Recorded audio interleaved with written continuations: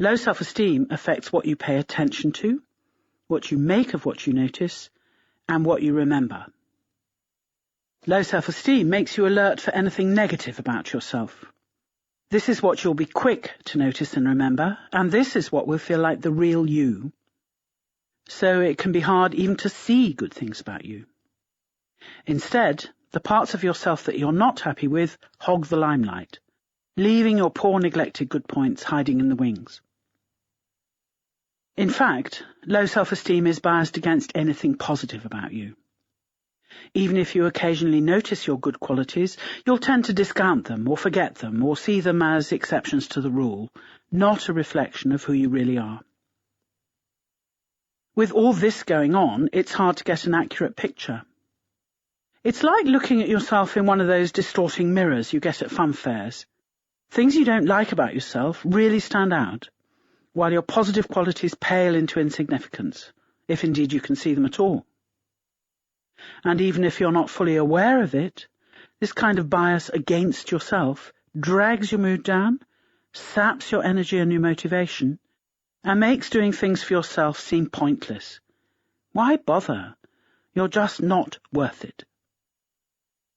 As you learn to question your self-critical thoughts instead of accepting them as gospel truth, you are learning to stand up against the thinking bias that inclines you to home in on everything negative about yourself. Now, what we're going to do is help you find ways of standing up against the second low self-esteem bias, the one against anything positive about you. This means learning to become alert for your good points and to give them the value they deserve. Let's do an exercise. I'd like you to make a list of your good points, all the good qualities and attributes that you have, things you like about yourself, things you're good at, and things you've achieved, no matter how small. Aim for a list of 20. Now, what's your reaction to this suggestion? Have you already got 15 out of your 20 good points? Or are you more, who, me? Good points? You must be joking.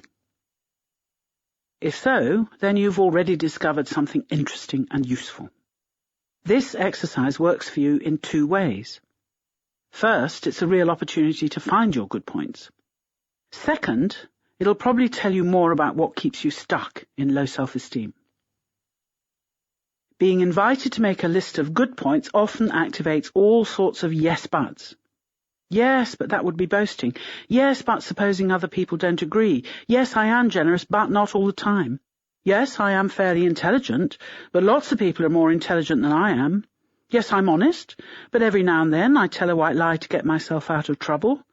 Yes, I'm a good swimmer, but I'm not as good as I ought to be. So it's not surprising that this task is harder than it might seem at first. With all these yes buts around, no wonder it's difficult to get a clear, balanced view of who you are. As we've already said, low self-esteem is usually a result of experience. But there's often something else, a cultural stop sign. For example, speaking well of yourself in company is often seen as bragging. This is very common in much of the English-speaking world, and the English language is stuffed with idioms like getting a swelled head, blowing your own trumpet, getting above yourself, getting too big for your boots, having an inflated opinion of yourself, and so on. And all of these suggest that if you appreciate yourself, it is a bad thing and should be stopped, with capital letters. This can even affect people whose self-esteem is generally pretty healthy. And if you have low self-esteem, then appreciating your good points in the privacy of your own head may feel as if you've hired a massive sound system, placed it in the centre of town, and announced to the entire world what a wonderful person you are. Yes buts are part of the territory of low self-esteem, so expect them to turn up and see if you can catch them. They're friends of your old companion, self-critical thinking. And what you learned in the last talk about questioning self-critical thoughts is relevant here too.